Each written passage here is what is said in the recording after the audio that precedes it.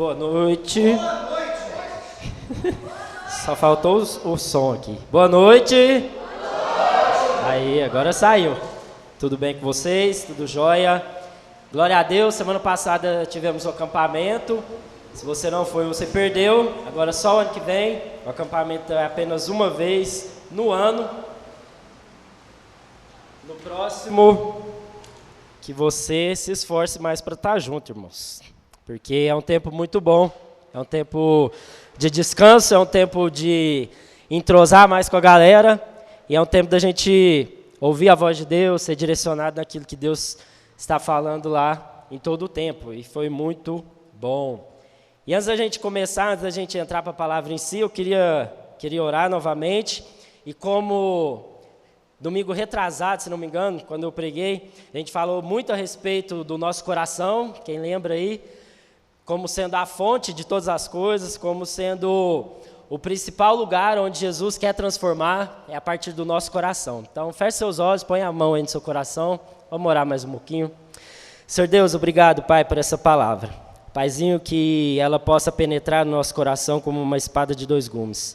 Que ela possa dividir todos os propósitos, todas as intenções, todos os pecados ocultos que venham ser tragos à luz nesta noite, Pai. No nome de Jesus, que o Senhor cure, que o Senhor quebrante, que o Senhor liberte, Pai.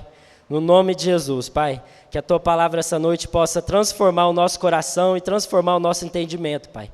No nome de Jesus, tira toda a frieza, toda a indiferença, toda a apatia, Pai. Quebra, Senhor Deus, tudo aquilo que nos distrai, Pai. No nome de Jesus, nós oramos e agradecemos. Amém. Amém. Galera, esse mês nós já começamos, na verdade, o nosso novo tema, que são as doutrinas fundamentais da graça. Semana passada a gente não teve culto, mas nos pequenos grupos nós já iniciamos a nossa discussão. Mas esse mês, no dia 31 de outubro, muitas pessoas lembram do Halloween, do Dia das Bruxas, mas poucos se lembram de uma data importante na vida da igreja. Quem se lembra? Pode falar, gente. Isso, a Reforma Protestante. E já é, se não me engano, o terceiro ano seguido que a gente fala a respeito da Reforma, todo mês de outubro, porque foi um marco na história da igreja e na história do mundo. Porque a partir da Reforma, muitas coisas mudaram. A partir da Reforma, várias coisas foram acontecendo que culminaram até a chegada de hoje, onde nós vivemos, onde nós estamos. E é importante a gente passar um pano de fundo bem rápido na história, porque esse ano de 2019 fazem 502 anos que a Reforma Protestante aconteceu. Em 1517, um monge agostiniano chamado Martinho Lutero, ele fixou suas 95 teses na porta do castelo de Wittenberg. Foram as 95 teses que ele estudou e que ele, inspirado pelo Espírito Santo e vendo a realidade que a igreja estava vivendo e vendo como a igreja havia se tornado, inspirado por Espírito Santo, ele foi e colocou e pregou essas 95 teses na porta do castelo de Wittenberg. E o ponto de partida de sua revolta e de sua indignação frente a tudo aquilo que a igreja estava vivendo foi a venda de indulgências. Para quem não sabe, a venda de indulgências era o direito que a igreja ela colocava para as pessoas comprar o perdão de seus pecados. Hoje você pode falar, mas não é possível que o povo caiu nessa, não é possível que o povo foi enganado com relação a isso. Você ter que comprar o perdão de pecados, para nós hoje isso pode parecer um pouco superficial e banal, pensar que as pessoas caíram e foram enganadas nisso, mas elas foram. Porque nessa época, as pessoas elas não tinham acesso às Escrituras. A palavra de Deus, ela era fechada e apenas os monges, apenas a igreja tinha acesso. Então a igreja, ela fazia o que queria. Ela literalmente enganava o povo usando a palavra de Deus para enriquecer, para exercer domínio e para exercer poder. Através do medo, ela fazia várias coisas. Porque ninguém tinha acesso, ninguém tinha a palavra de Deus ainda. ela não havia sido traduzida ainda para outras línguas, então era algo bem restrito, apenas quem entendia o latim conseguia ler, então por isso que ela era restrita apenas à igreja e aos monges, aquelas pessoas que estavam ali imersas na igreja. As pessoas elas eram enganadas, porque a palavra de Deus ela não era acessível. E hoje, por conta da reforma, nós temos a palavra de Deus acessível a nós. Ao longo de toda a história, não há momento mais oportuno do que o nosso, do que pregar a palavra de Deus com tamanha liberdade, com tantos recursos, com tantas versões, com tantas traduções, mas nós desprezamos isso. Nós desprezamos isso. E por nós desprezarmos isso, por às vezes nós termos inúmeras versões no nosso celular, a gente sequer lê, a gente sequer usa, nós também somos enganados. Nós ainda também continuamos sendo enganados. Por quê? Porque nós não meditamos e nós não tiramos tempo para ouvir de Deus segundo a sua palavra. Então, se eu falar alguma coisa aqui que tem uma aparência de verdade, se ela for mascarada ainda com uma mensagem positiva, animadora para você, e eu te entregar isso, se você não tiver o conhecimento da palavra, você também vai ser enganado, assim como aquele povo foi enganado. Apesar de termos toda a Escritura agora disponível para nós, nós continuamos também sendo enganados. Pelos pastores, pelos líderes e muitas vezes por nós mesmos. Muitas vezes pelas ideias que nós pré-concebemos na nossa cabeça, na nossa mente. E nós fazemos isso uma verdade. Mas a reforma protestante, até culminar no Martim Lutero, houve uma pré-reforma, onde outras pessoas iniciaram um movimento de restauração da igreja. Porque desde quando a igreja ela foi iniciada a partir dos apóstolos, ela ia muito bem. Ela andava na doutrina dos apóstolos, como a gente lê lá em Atos, na igreja primitiva, mas ao longo do tempo ela foi se perdendo. E antes de Lutero, outras pessoas tentaram também iniciar esse processo de transformação. Alguns deles, mais conhecidos, foram John Wycliffe, John Hus e Jerônimo Savonarola. Todos esses homens tentaram, antes de Lutero, iniciar uma pré-reforma. E a partir desses homens, eu creio que Deus ele já iniciou algo que foi culminar em Lutero. E vários desses pré-reformadores, eles foram mortos de maneira forte. Foram crucificados, foram queimados. A reforma, ela custou a vida de homens que amavam a palavra de Deus e que queriam que a palavra de Deus tivesse acesso a nós hoje.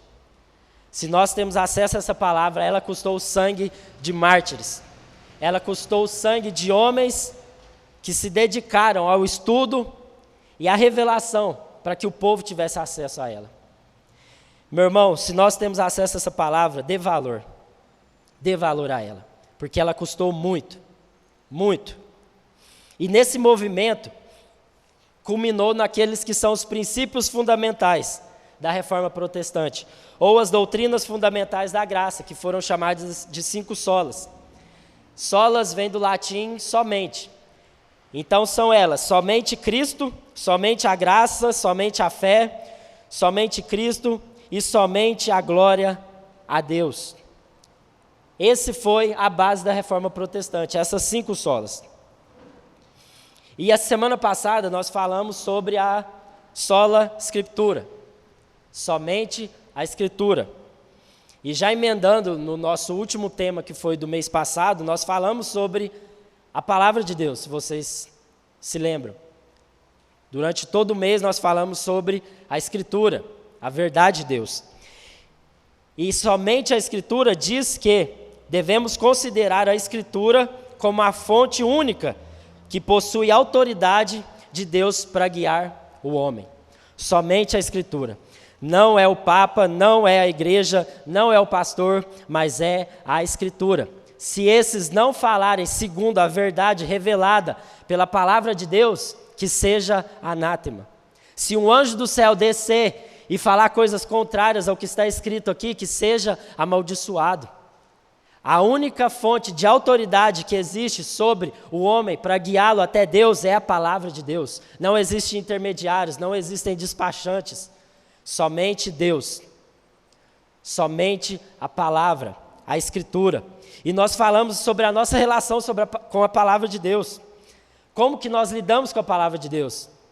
A Escritura, ela é somente mais uma fonte de informação histórica, apenas mais um livro que eu tenho lá na minha casa, onde eu coloco na prateleira, deixo aberto lá no Salmo 90 para espantar os demônios, o espírito ruim. Ou ela é a fonte de vida para nós? Qual é a nossa relação com a palavra de Deus? Nós lidamos com ela apenas como um livro? As histórias contidas aqui nós lemos apenas como mais uma história, como se fosse mais uma história como o Peter Pan. Como nós lidamos com a palavra, isso vai fazer toda a diferença. E se ela é a fonte de vida para nós, então ela vai se tornar a palavra de Deus para nós. E ela vai nos guiar, e ela vai nos orientar em todas as coisas. Quem guia a sua vida? É o horóscopo? É a irmã Zuleide? Quem guia a sua vida, velho? É a sua própria opinião? É a opinião das pessoas? É a opinião da sociedade? A palavra de Deus, somente a Escritura, ela guia a nossa vida. Ela é como uma bússola que aponta o caminho. Ela é como um mapa que mostra onde está o tesouro. Essa é a palavra de Deus. E no mundo onde existem inúmeras opiniões, inúmeras filosofias humanas, onde a verdade está cada vez mais relativa, de onde partem suas convicções, meu irmão? A verdade hoje ela está cada vez mais diluída. Quando você vai conversar com uma pessoa e você expõe a palavra de Deus, você expõe a sua opinião segundo aquilo que é a palavra de Deus, as pessoas elas já têm um discurso. Ela fala, não, essa é a sua verdade, agora deixa eu falar a minha. Não, isso é o que você acha, agora o que eu acho é assim. Filosofias humanas, pensamentos humanos, tudo isso vem para diluir o poder da palavra de Deus em nós. Então, sem querer, às vezes na brincadeira, a verdade no nosso coração ela vai sendo cada vez mais enfraquecida. Então, nós não mais consultamos a palavra de Deus para guiar a nossa vida, mas nós estamos buscando o horóscopo crente, o profeta que vai falar o meu CPF e vai falar o que vai acontecer na próxima semana. E isso não vai produzir transformação na minha vida. Se queimasse todos os livros da terra, todos, pega todo livro que você pensar e faz uma fogueira e queima, e deixasse apenas a Bíblia, apenas a palavra de Deus, ela ainda seria suficiente para guiar e orientar o homem em todas as áreas da nossa vida. A palavra de Deus, ela é suficiente. Se você queimar todos os livros da face da terra e deixar somente a palavra de Deus, ela ainda assim vai ser suficiente para guiar e orientar o homem para as boas obras que Deus tem preparado para ele. A palavra de Deus tem que ser suficiente. E aí eu queria que você abrisse lá em 2 Timóteo, no capítulo 3, versículo 16.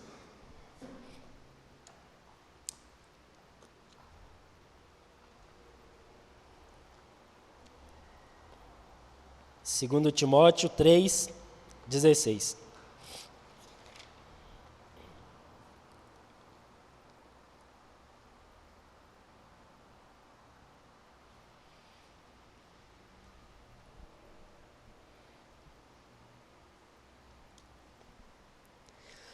Toda a Escritura é inspirada por Deus e útil para nos ensinar o que é verdadeiro e para nos fazer perceber o que não está em ordem em nossa vida.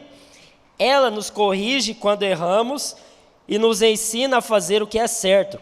Deus a usa para preparar e capacitar seu povo para toda boa obra. Até aqui. Então, meus irmãos, algumas coisas nós precisamos atentar nesses versículos. O primeiro, que a palavra de Deus toda, ela é suficiente. Então, para com esse negócio de ficar lendo só o que te agrada. Para de ficar com esse negócio de ler apenas o livro ou o profeta que só te agrada. Porque senão você não vai crescer, você não vai se desenvolver como cristão. Quando a gente busca só aquilo que nos agrada, é muito cômodo, é muito fácil. Nós não somos confrontados.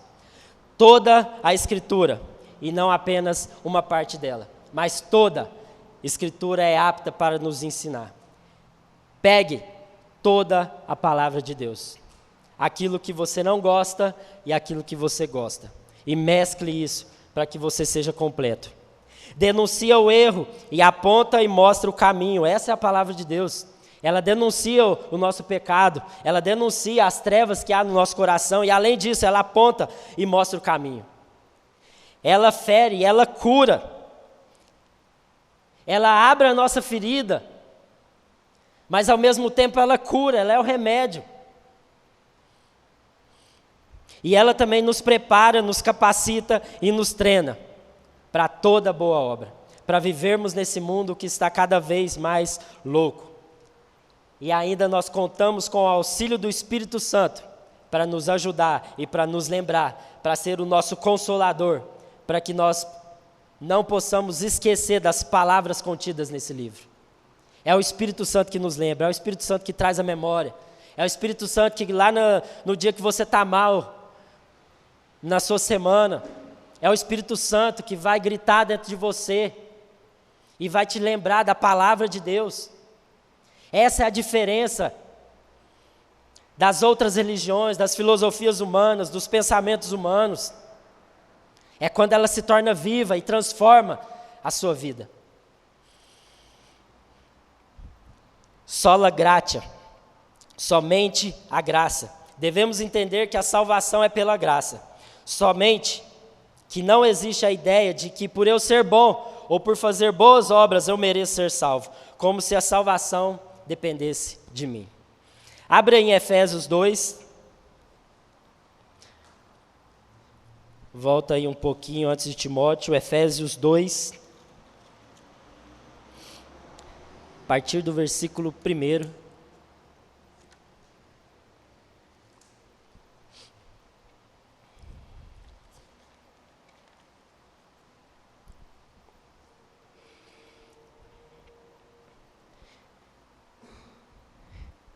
Efésios 2,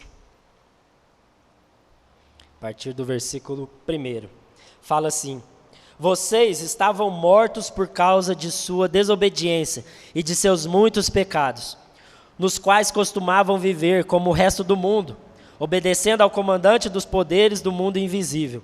Ele é o Espírito que opera no coração dos que se recusam a obedecer. Todos nós vivíamos desse modo, segundo os desejos ardentes e as inclinações de nossa natureza humana. Éramos, por natureza, merecedores da ira, como os demais. Mas Deus é tão rico em misericórdia e nos amou tanto que, embora estivéssemos mortos por causa de nossos pecados, Ele nos deu vida juntamente com Cristo. É pela graça que vocês são salvos, pois Ele nos ressuscitou com Cristo e nos fez sentar com Ele nos domínios celestiais, porque agora estamos em Cristo Jesus.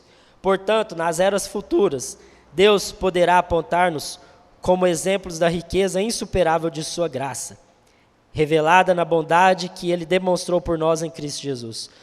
Vocês são salvos pela graça, por meio da fé. Isso não vem de vós, é uma dádiva de Deus.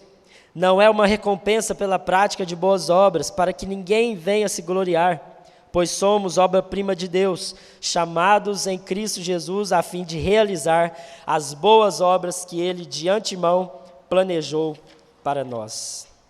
Até aqui. Irmãos, aqui está toda a doutrina da graça. Nós fomos salvos pela graça. E o que significa essa graça? É um presente que Deus nos deu, para que o mérito não fosse nosso, mas para que o mérito e a glória fosse a Deus, dada a Deus. Mas qual era a nossa condição?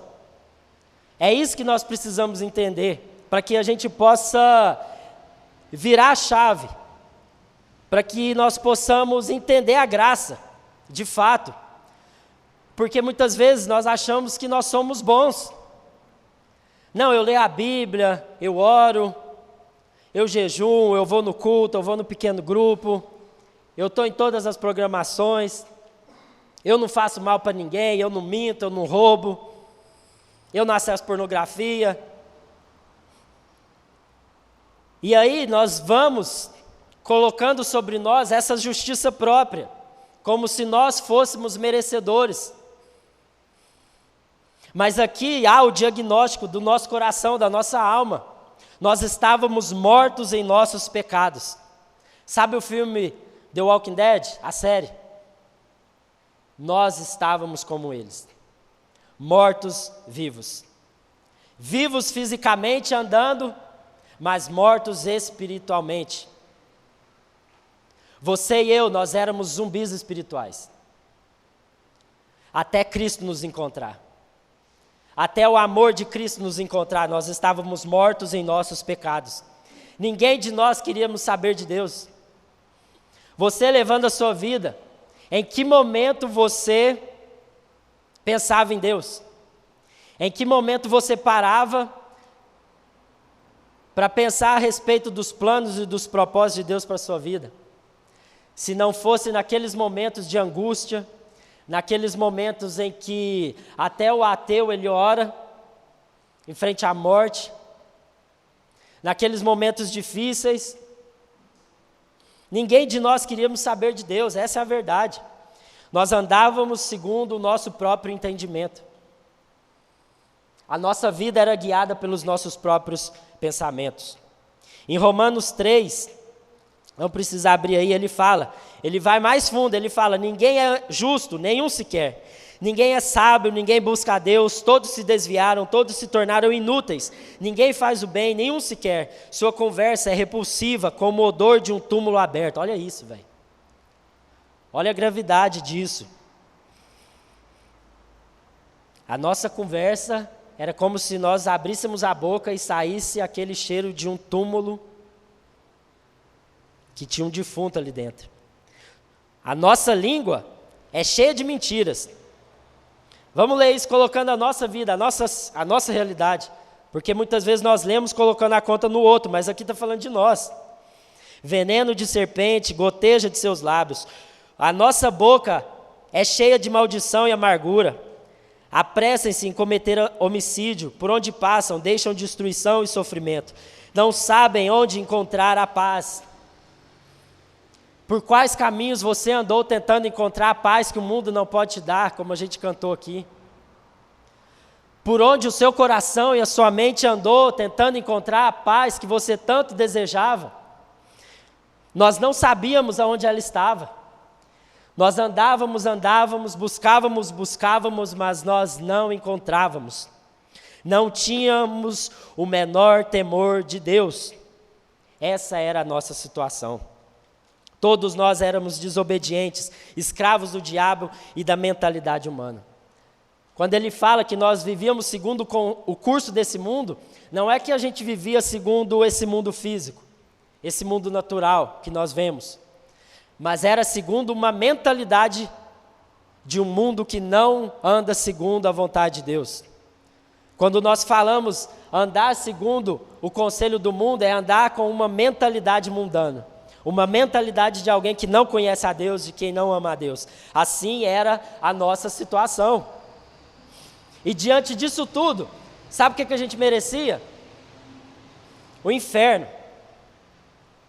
Diante disso tudo, sabe o que nós merecíamos? A ira de Deus. Porque um Deus santo, ele não pode estar junto com homens pecadores como nós. Então, diante disso tudo, meus irmãos, nós merecíamos era o inferno. É por isso que é por graça, porque partiu dele primeiro. Foi o amor dele que nos encontrou primeiro. Nós estávamos perdidos por aí, nós estávamos mortos. Mas foi o fato de que Deus nos amou primeiro enviando Cristo para morrer por nós mesmos, quando ainda éramos pecadores.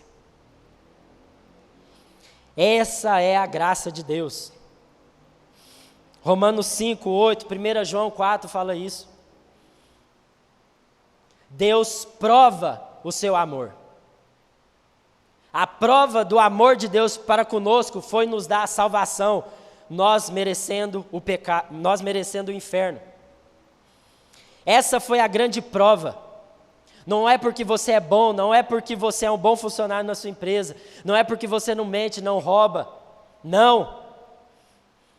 É pela graça. É favor imerecido. Ele nos amou e a prova desse amor foi enviar Cristo, mesmo nós ainda sendo pecadores. Esse é o estado do nosso coração.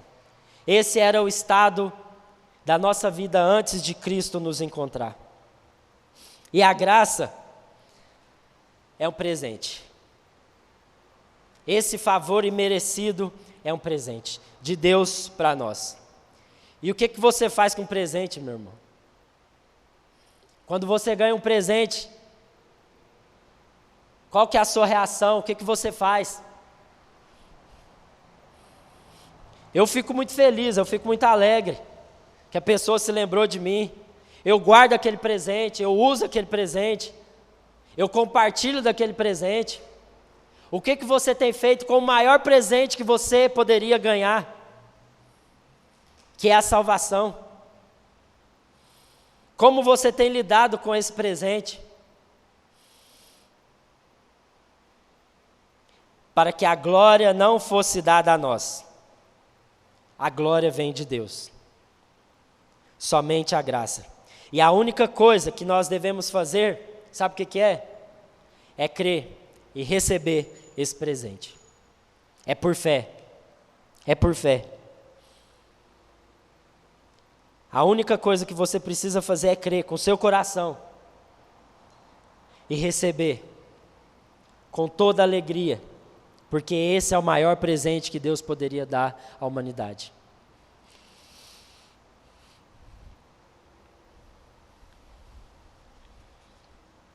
E agora, recebendo esse presente, o que nós fazemos? Nós apenas recebemos e guardamos ele debaixo de 7 chaves? Ou nós pegamos esse presente, desembrulhamos ele e jogamos no lixo? Quando você ganha um presente de aniversário, qual é a sua primeira reação? Você nem abre ele e joga fora? Pisa, rasga? Ou você o recebe? É isso que nós fazemos. É igualzinho isso que nós fazemos. E quantas vezes nós pegamos esse presente que Deus nos deu e jogamos fora? Quantas vezes nós pegamos esse presente da salvação e trocamos por migalhas que o diabo nos oferece? É a seguinte situação, velho. Deus te chamou para ir num restaurante top, onde a mesa está posta com tudo aquilo que você gosta. Se você é carnívoro, está uma churrascaria lá à sua vontade. Se você não come carne, está tudo que você gosta também. Tudo está lá. E os convidados estão sentados à mesa. Todo mundo está comendo, todo mundo está se divertindo, comendo do bom e do melhor. E sabe o que nós fazemos? Muitas vezes nós estamos comendo das migalhas que caem dessa mesa. Nós estamos comendo da lavagem que sobra para os porcos. E nós revelamos isso, sabe como? Vivendo uma vida que não glorifica a Deus. Vivendo uma vida totalmente aquém daquilo que é a vontade de Deus para nós. Porque uma vez que nós recebemos essa salvação, que nós tomamos posse dessa salvação, que nós entendemos isso, nós nos tornamos, sabe o que? Herdeiros. Herdeiros da promessa, participantes da glória de Deus. É isso, Deus nos chama para participarmos da sua glória. Mas nós estamos preferindo comer da lavagem que sobra. E isso se revela quando nós vivemos e lidamos com o namoro de uma forma que não glorifica a Deus. Isso se revela de uma forma quando nós tratamos a nossa esposa, o nosso esposo, de uma forma rude, que não glorifica a Deus. Isso se revela todas as vezes que eu acordo de manhã e ao invés de eu glorificar e ir para o trabalho agradecendo a Deus, eu vou resmungando, eu vou reclamando. Ao invés de eu tratar os nossos filhos como um presente, eu trato eles apenas como mais um trabalho a ser feito. Qual forma você tem lidado? Aonde isso tem impactado a sua vida? Porque quando nós entendemos isso, nós temos o nosso coração transformado. Então nós nos tornamos herdeiros de todas as promessas de Deus para nós.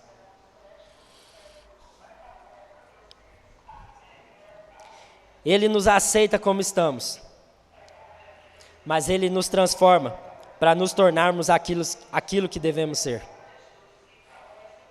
Amém? Vou repetir, Ele nos aceita como estamos, mas nos transforma para nos tornarmos aquilo que devemos ser. Então, meu irmão, é aquele negócio. Jesus te aceita do jeito que você está. Jesus aceita qualquer pessoa do jeito que ela está.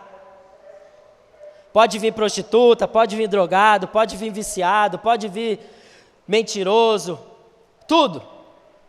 Mas sabe qual que é a grande sacada do Evangelho? É que ele nos transforma para que nós possamos nos tornar aquilo que nós devemos ser, imagem e semelhança de Cristo. Então não se conforme, meu irmão. Não se conforme da forma como você chegou, mas tenha como alvo, como objetivo, aquilo que Cristo quer que você se torne nele, porque esse é o efeito da graça sobre nós. A graça, ela nos educa. A primeira coisa que ela faz, ela nos educa, ela nos ensina a viver uma vida completamente dedicada a Ele. E isso vai se tornando e vai se manifestando em uma vida que glorifica a Deus em tudo. Por isso que a graça, ela nos educa. Eu queria que você abrisse lá em Romanos 6, para a gente poder encerrar.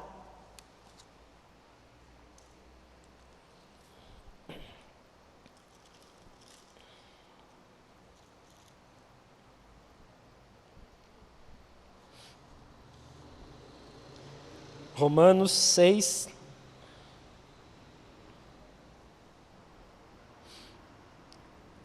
do 1 ao 7 aí primeiro.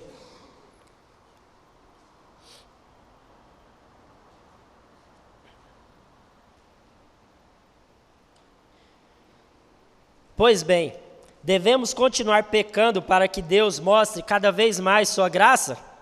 Claro que não. Uma vez que morremos para o pecado, como podemos continuar vivendo nele? Ou acaso se esqueceram de que quando fomos unidos a Cristo Jesus no batismo, nos unimos a Ele em sua morte? Pois pelo batismo morremos e fomos sepultados com Cristo. E assim como Ele foi ressuscitado dos mortos pelo poder glorioso do Pai, agora nós também podemos viver uma nova vida. Uma vez que nossa união com Ele se assemelhou à sua morte, assim também nossa ressurreição será semelhante à dele.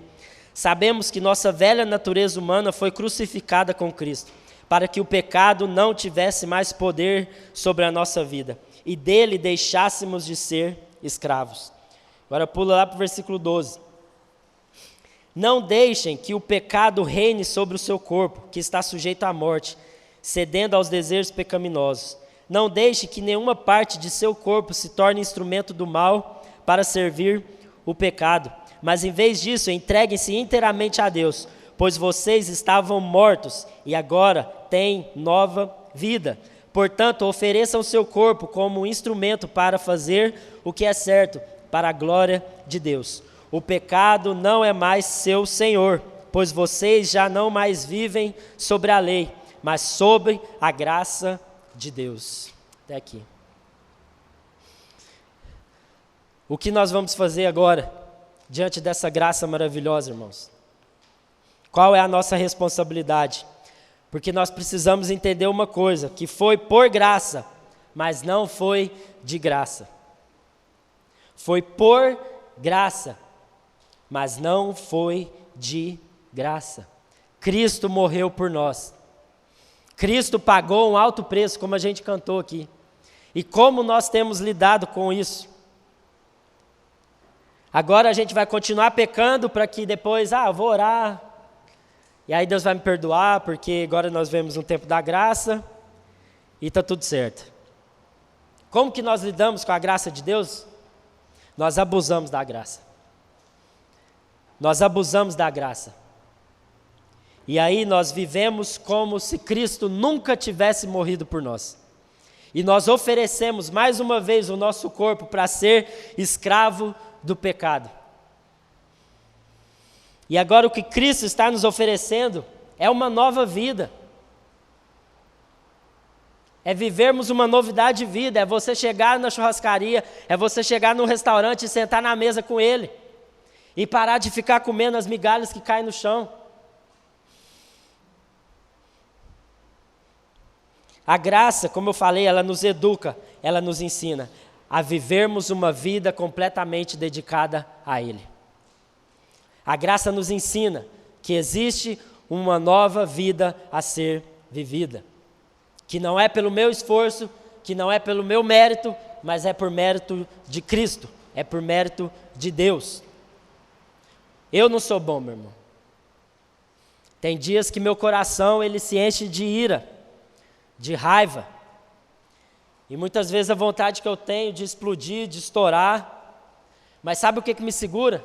É a graça de Deus.